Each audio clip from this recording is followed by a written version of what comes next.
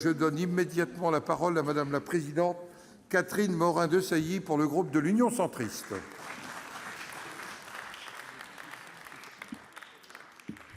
Monsieur le Président, Monsieur le Premier ministre, mes très chers collègues, l'actualité, hélas, ce sont des actes d'une ignominie telle qu'ils remettent en cause la nature même de notre pacte républicain.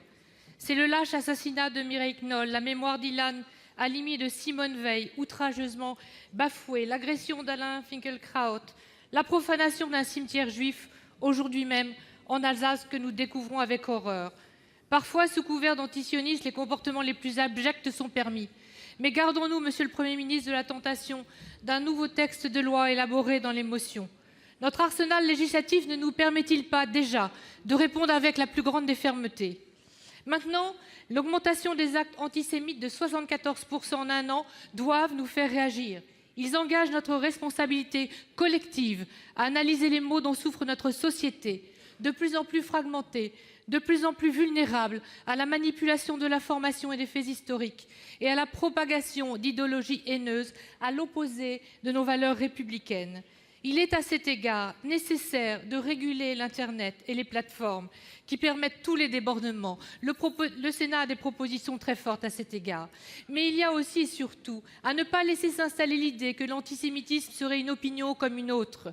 Cela passe d'abord, Monsieur le Premier ministre, par des précisions qui doivent être apportées à la lettre adressée par Monsieur le ministre de l'Éducation nationale du 31 août 2018 aux enseignants et où il est question du respect d'autrui, de la transmission des savoirs fondamentaux et de l'éducation aux valeurs de la République. Le Sénat examinera prochainement le projet de loi relatif à l'école de la confiance. C'est un véhicule idéal, permettant aussi de rappeler l'importance et la réalité des faits historiques, ainsi que d'une éducation aux médias et au numérique, encore largement insuffisante aujourd'hui. Tout nous oblige à un véritable sursaut républicain, mes chers collègues. Il y a, à l'appel des formations politiques, bien sûr, le grand rassemblement à Paris et dans la France entière de ce soir, qui est très important. Mais au-delà, Monsieur le Premier ministre, quelles mesures vont être prises pour reconstruire ensemble, de toute urgence, le pacte républicain auquel nous sommes profondément attachés? Je vous remercie de votre réponse. Pour vous répondre, la parole est à Monsieur le Premier ministre. Monsieur le Président, Mesdames et Messieurs les sénateurs, Madame la sénatrice Morin-Desailly, vous avez commencé votre question en rappelant une série de faits, d'actes ou de propos antisémites. Ces faits, nous les connaissons. Certains ont été rendus visibles parce qu'ils étaient filmés, d'autres sont malheureusement quotidiens et invisibles. Ils n'en sont pas moins répugnants, graves, très profondément dirigés contre ce que nous sommes, la République, ce que nous sommes, la France. Vous avez indiqué que nous devions dénoncer. Vous avez rappelé la marche qui sera, ou plus exactement le rassemblement qui sera organisé ce soir à Paris et dans de très nombreuses villes françaises. Ces rassemblements sont nécessaires. Ils sont utiles pour que nous puissions tous ensemble, sans exclusive, dire que ces faits sont inacceptables. Ils ne sont pas suffisants et nous en avons parfaitement conscience. Il faut donc, face à ces atteintes répétées et croissantes, Madame la sénatrice, vous le savez, puisque les actes et les agressions antisémites ont très fortement progressé au cours de l'année dernière, nous ne devons pas nous contenter d'une dénonciation morale. Nous devons la faire, mais nous ne devons pas nous en contenter. Et évidemment, le champ de l'action est considérable. C'est d'abord et avant tout l'éducation et le soutien aux enseignants.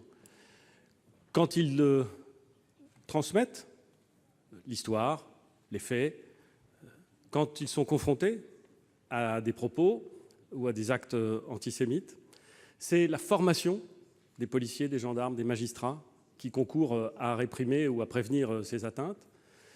C'est aussi renforcer le droit lorsque c'est nécessaire. Et vous avez, Madame la sénatrice, indiqué qu'il ne fallait pas légiférer sous l'empire de l'émotion. Je vous rejoins volontiers sur ce sujet. Mais il ne faut pas non plus renoncer à légiférer lorsque c'est nécessaire.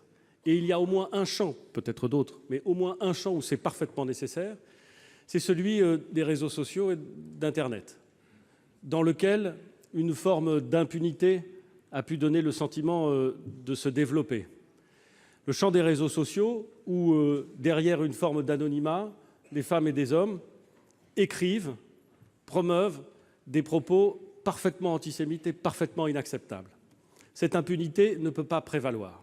Et nous savons que le droit national, et d'ailleurs à bien des égards le droit communautaire, n'est à ce jour pas adapté à la sévérité de la réponse que nous sommes en droit d'attendre. C'est la raison pour laquelle, à la suite d'un rapport qui a été préparé notamment par Madame la députée Avia, nous voulons compléter notre droit national et militer pour compléter le droit communautaire, afin de modifier le statut de ceux qui gèrent des réseaux sociaux et de pouvoir aller chercher leurs responsabilités s'ils ne font pas ce qui est nécessaire pour retirer les publications sur ces réseaux sociaux, voire s'ils ne préviennent pas de façon efficace la commission de tels actes qui sont, je le rappelle, des délits.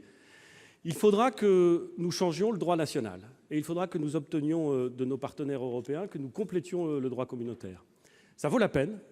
Je crois profondément, Madame la sénatrice, que nous devons légiférer en la matière, car il ne serait pas acceptable qu'en matière d'antisémitisme, nous donnions le sentiment que l'impunité pourrait prévaloir. C'est vrai aussi s'agissant de la sévérité des sanctions qui sont prises, administratives lorsque c'est le cas, judiciaires lorsque c'est le cas.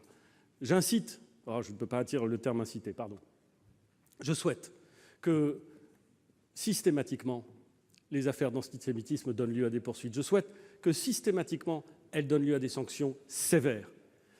Nous devons, en la matière, mesdames et messieurs les sénateurs, et je le sais à des femmes et des hommes qui en sont convaincus, nous devons, en la matière, faire l'union sacrée, sans exclusive, sans hypocrisie, sans incohérence. L'union sacrée pour dénoncer ces faits inacceptables. Merci, Monsieur le Premier ministre.